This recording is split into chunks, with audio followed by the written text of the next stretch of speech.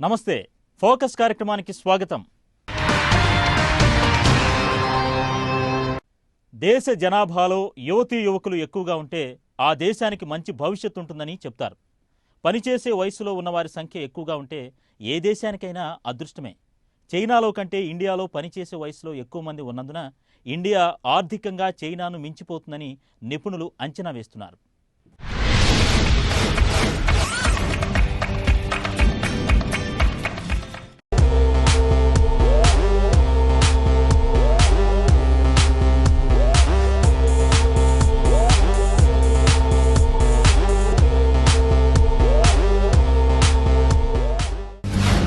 యువ సమాజం వల్ల సవాళ్లు, అవకాశాలు. ఆర్థిక సంస్కరణలతో ఉపాధి అవకాశాలు. తాజాగా తగ్గుతున్న ఉపాధి అవకాశాలు. నిరుద్యోగ భూతం భయంతో యువత. 80% ఇంజనీర్ల నైపుణ్యాలపై అనుమానాలు. పనిచేసే వయసులో ఉన్న యువతీ యువకులు రెండు వైపులా పదనున్న కత్తిలాంటివారు. వారి శక్తియుక్తులను సమాజం జాగ్రత్తగా ఉపయోగించుకుంటే ఆర్థికంగా వారు సమాజాన్ని ఇంజిన్ మాదిరిగా ముందుకు తీసుకువెళ్లగలరు. వారి శక్తియుక్తులను సక్రమంగా వినియోగించుకోలేకపోతే వారే సమాజానికి పెద్ద గుదిబండగా మారిపోతారు.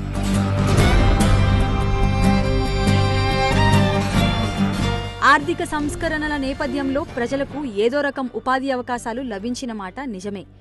ఈ ఉపాధి అవ్యవస్థీకృత రంగంలోనైనా ప్రజలు తమ భవిష్యత్తు గురించి ఆందోళన చెందకుండా ఉపాధి లభించినందుకు ఆనందించారు. కానీ క్రమంగా పరిస్థితులు మారిపోతున్నాయి. నిరుద్యోగ భూతం యువతీ యువకులను వెంటాడుతోంది. దేశంలోని వేలాది ఇంజనీరింగ్ కాలేజీల నుంచి ఏటా దాదాపు 5 లక్షల మంది ఇంజనీర్లు బయటకు వస్తున్నారు. కానీ వారి నైపుణ్యాలకు సరిపడే ఉపాధి కల్పన జరగడం లేదు.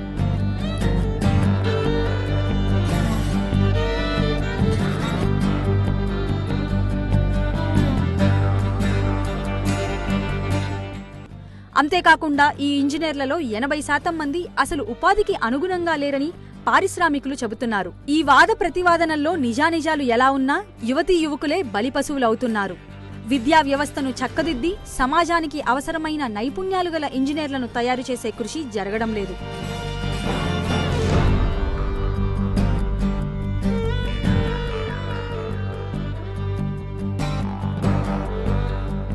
మొత్తం విద్యా వ్యవస్థను పరిశీలిస్తే అది చాలా లోపభూయిష్టంగా ఉంది.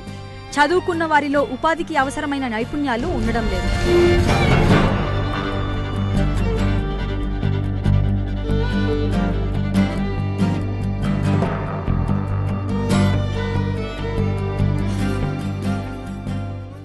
సమాజం నేర్పించిన విద్యను తాము నేర్చుకున్నప్పటికీ ఉపాధి లభించకపోవటం సమాజం తప్పేనని యువతీ యువకులు భావిస్తున్నారు. అందువల్ల వారిలో చాలా అసంతృప్తి పేరుకుపోతున్నది. కొత్తగా 2014 లోక్సభ ఎన్నికల్లో 12 కోట్ల మంది కొత్త ఓటర్లు పోలింగ్లో పాల్గొంటారు. అందువల్ల యువతీ యువకుల్లోని అసంతృప్తి రానున్న ఎన్నికల్లో తప్పకుండా ప్రతిబింబిస్తుంది. ఇది కొన్ని రాజకీయ పార్టీలను ఆందోళనకు గురిచేస్తున్నది.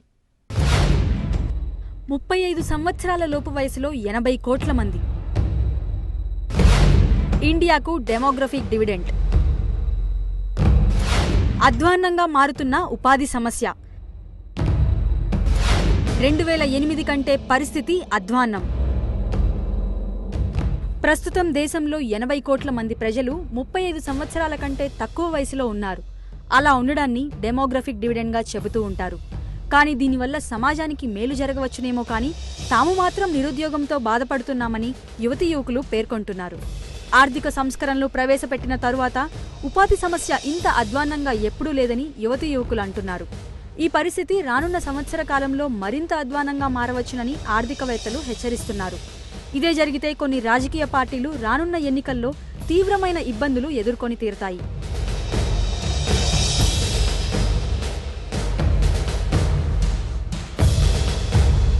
2014 ఎన్నికల్లో స్పష్టమైన తీర్పు రాకపోతే దేశ ఆర్థిక పరిస్థితి మరింత అధ్వాన్నంగా మారుతుంది. ఉపాధి పరిస్థితులు కూడా అదే స్థాయిలో దెబ్బతింటాయి.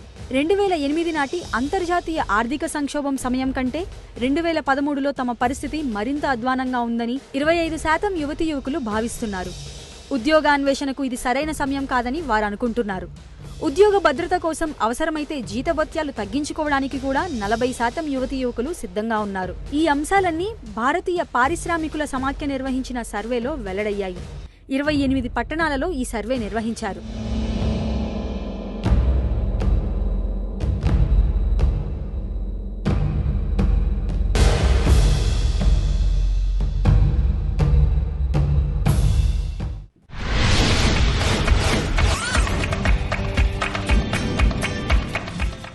పంతొమ్మిది 1991లో ఆర్థిక సంస్కరణలు ప్రవేశపెట్టిన తర్వాత యువతీ యువకుల్లో ఇంత నిరాశ ఎప్పుడూ లేదు.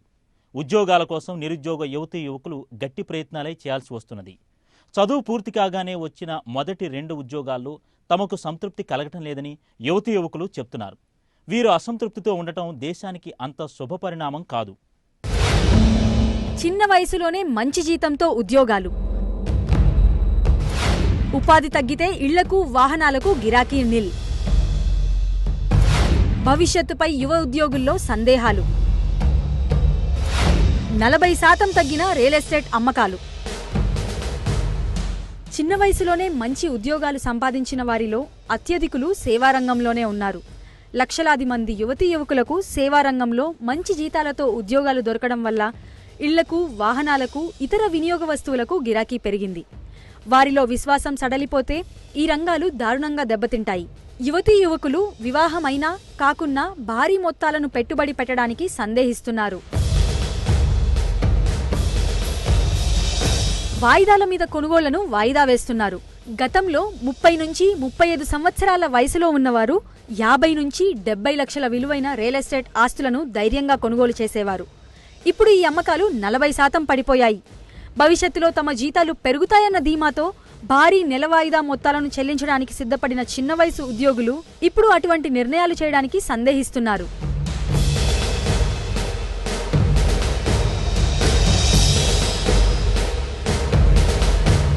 చిన్న వయసులోనే విలాసవంతమైన కార్లను కొనుగోలు చేసేవారు ఇప్పుడు తక్కువ ఖరీదు కార్లపై మొగ్గు చూపిస్తున్నారు. దానివల్ల విలాసవంతమైన కార్ల అమ్మకాలు తగ్గాయి.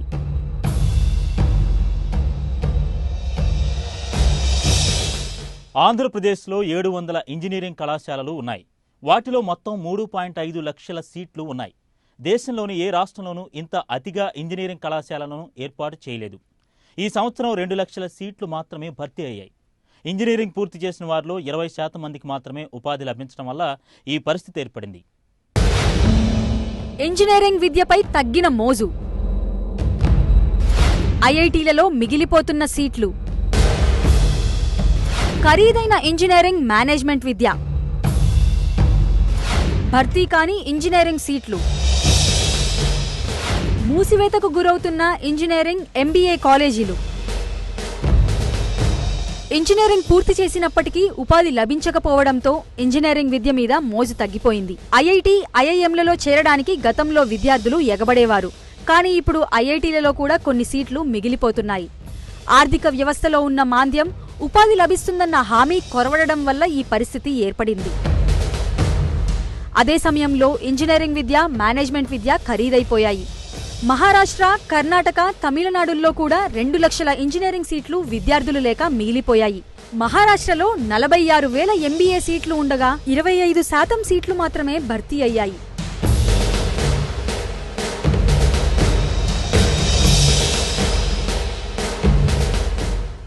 ఆంధ్రప్రదేశ్లో ఎంబీఏ కళాశాలలు మూతపడుతున్నాయి.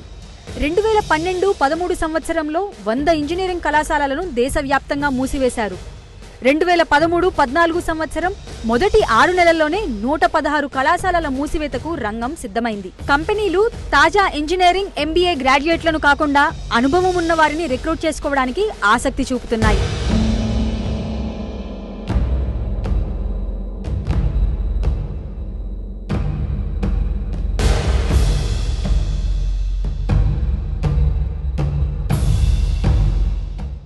మహానగరాల్లోనూ మంచి విద్యాసంస్థల్లోనూ చదువుకున్న వారికి ఇప్పటికీ ఉపాధి అవకాశాలు కొంతమేర ఉన్నాయి. కానీ ద్వితీయ శ్రేణి, తృతీయ శ్రేణి పట్టణాలలో చదువుకున్న వారికి ఉపాధి అవకాశాలు బాగా తగ్గిపోయాయి. ఎన్నికల అనంతరం అతుకుల బొంత ప్రభుత్వం వస్తే దేశంలో పరిస్థితులు మరింత దిగజారవచ్చునన్న భయాలు వ్యక్తమవుతున్నాయి.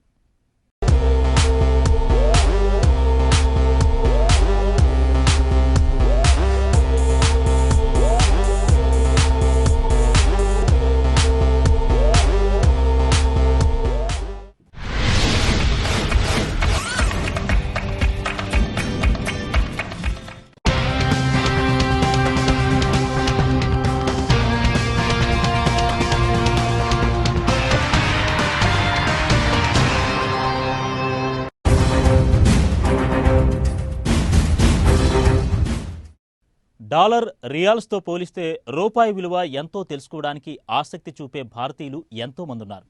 తమ సంతానం విదేశాల్లో పనిచేస్తూ పంపించే డాలర్లకు, రియాల్స్కు ఎన్ని రూపాయలు వస్తాయో ఆ రూపాయలతో తాము ఏమేమి చేయవచ్చో వారు నిరంతరం లెక్కలు వేస్తూ ఉంటారు.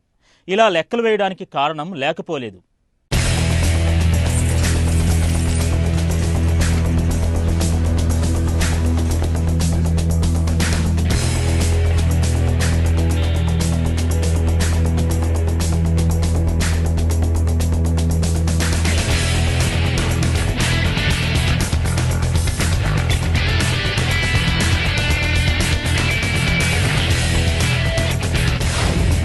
ప్రవాసుల ద్వారా పెరుగుతున్న నిధుల ప్రవాహం. $71 బిలియన్ మొత్తం తరలివచ్చింది. నిధుల ప్రవాహంలో అగ్రస్థానంలో ఇండియా. మానవ వనరుల వల్ల ఇండియాకు ప్రయోజనం. విదేశాల్లో పనిచేస్తూ ఇండియాకు నగదు పంపించే వారి సంఖ్య ఏటేటా పెరుగుతోంది. అలాగే నగదు మొత్తం కూడా పెరుగుతోంది. 2013 సంవత్సరంలో ఇండియాకు విదేశాల నుంచి రిమిటెన్స్ల రూపంలో $71 బిలియన్ వచ్చినట్లు ప్రపంచ బ్యాంక్ అంచనా వేసింది. ఇదే సమయంలో చైనాకొచ్చిన మొత్తం $66 బిలియన్ మాత్రమే. ఫిలిప్పీన్స్కు 26, మెక్సికోకు 22, నైజీరియాకు 21, ఈజిప్టుకు 20, తజికిస్తాన్కు $48 బిలియన్ ఈ రూపంలో వస్తున్నాయి. మన పొరుగున ఉండే నేపాల్కు కూడా $25 బిలియన్ ఏటా రిమిటెన్స్ల రూపంలో వస్తున్నాయి.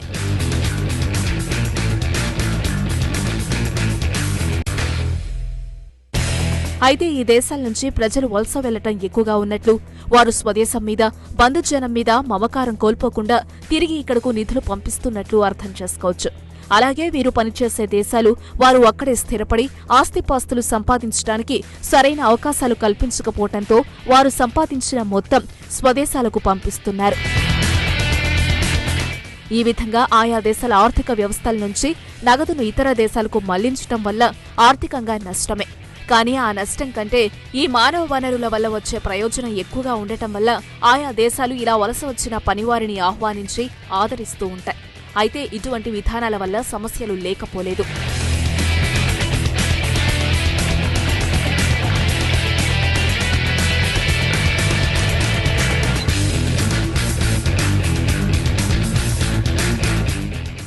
Saudi Arabia, United Arab Emirates తమ మౌలిక సౌకర్యాల ప్రాజెక్టుల నిర్మాణానికి, సేవారంగంలో పనిచేయడానికి విదేశాల నుంచి విచ్చలవిడిగా పనివారిని ఆకర్షించాయి.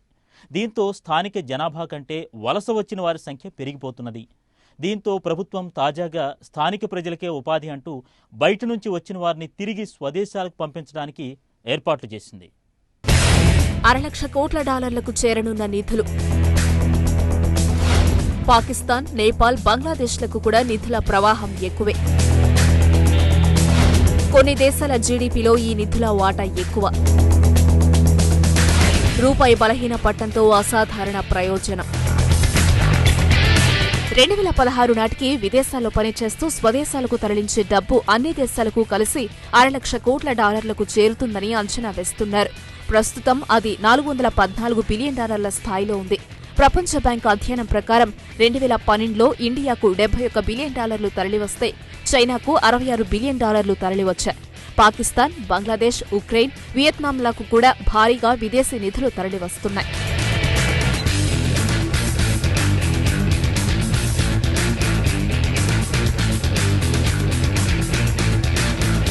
మన దేశంలో కేరళ వంటి రాష్ట్రానికి ప్రవాసాల నుంచి నిధులు ఎక్కువగానే వస్తాయి. అలాగే కొన్ని దేశాల జీడీపీలో ఇలా విదేశాల నుంచి వచ్చిన నిధులే ఎక్కువ కావడం విశేషం.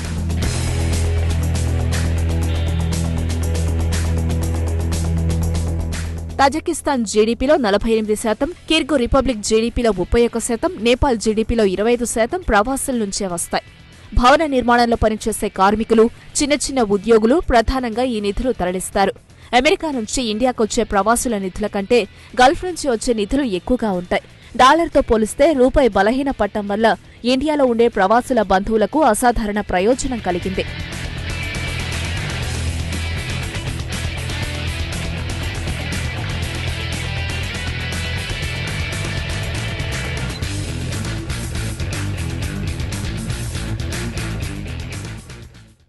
2013 ఆర్థిక సంవత్సరం మొదటి 3 త్రైమాసికాల్లో డాలర్తో పోలిస్తే రూపాయి విలువ 20% పడిపోయింది. రూపాయి విలువ తగ్గిన కొద్దీ ప్రవాసులు ఇండియాకు ఎక్కువగా నిధులు తరలించారు. ఇండియా జీడీపీలో ఇలా వచ్చిన నిధులు 3.7% వరకు ఉన్నాయి. కరెంట్ అకౌంట్ లోటుతో సమస్యలు ఎదుర్కొంటున్న ఇండియా ప్రవాసుల నిధులను ఆహ్వానిస్తున్నది. ఐటీ ఎగుమతుల కంటే రెమిటెన్సులే ఎక్కువ. 2016 నాటికి $700 బిలియన్ బదిలీ. నిధుల బదిలీకి 9% ఖర్చు. ప్రపంచవ్యాప్తంగా 200 కోట్ల మంది వలస. వలసల ప్రయోజనంపై ఏకాభిప్రాయం లేదు. ఇండియాకు ప్రవాసుల నుంచి వచ్చే నిధులు ఇన్ఫర్మేషన్ టెక్నాలజీ ఎగుమతుల ద్వారా వచ్చే నిధుల కంటే ఎక్కువగా ఉండటం విశేషం. 2016లో ప్రపంచవ్యాప్తంగా $700 బిలియన్ నిధులు ప్రవాసుల ద్వారా ఒక దేశం నుంచి మరో దేశానికి తరలుతాయని అంచనా వేస్తున్నారు. లాటిన్ అమెరికా, కరేబియన్ దీవులు మినహా మిగిలిన అన్ని దేశాలకు ప్రవాసుల నుంచి వచ్చే నిధులు మొత్తం పెరుగుతూనే ఉంది. అమెరికా ఆర్థిక వ్యవస్థ బలహీనపడటం వల్ల లాటిన్ అమెరికాకు నిధుల తరలింపు తగ్గినట్లు అంచనా.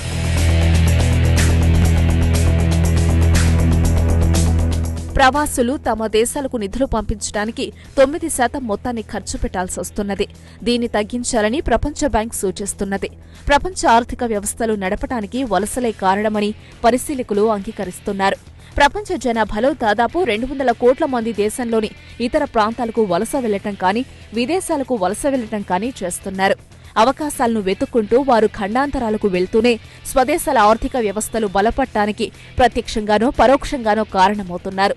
వలసలను ప్రోత్సహించాలా లేదా అన్న అంశంపై ఏకాభిప్రాయం లేదు.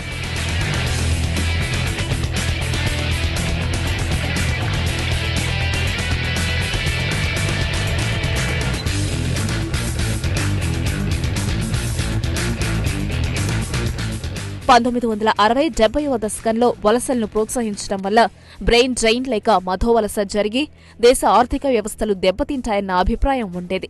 కానీ క్రమంగా ఈ ఆలోచన మారింది. ఇప్పుడు ప్రభుత్వాలు ఈ వలసలను ప్రోత్సహిస్తున్నాయి. ఇండియా నుంచి తరలివెళ్లి ప్రపంచంలోని వివిధ ప్రాంతాల్లో స్థిరపడిన వారు 2 కోట్ల మంది ఉంటారని అంచనా. ఈ 2 కోట్ల మంది ఆర్జన దేశంలోని 120 కోట్ల మంది ఆర్జన కంటే ఎక్కువగా ఉన్నది. అందువల్లనే వారి వద్ద నుంచి ఇండియాకు తరలివచ్చే నిధులు కూడా ఎక్కువగానే ఉన్నాయి. ఇది పరోక్షంగా దేశానికి మేలు చేస్తున్నది. అందువల్ల విద్యా వ్యవస్థను పటిష్టపరిచి ప్రపంచ అవసరాలకు మానవ వనరులను తయారు చేయటం సరైన వ్యూహంగా నిపుణులు చెప్తున్నారు.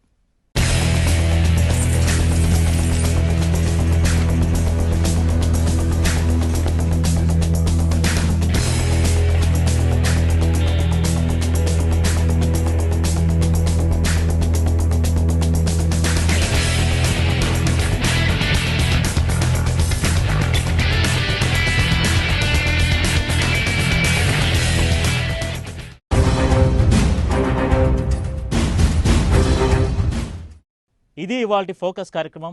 రేపటి కార్యక్రమంలో మళ్ళీ కలుద్దాం. నమస్కారం.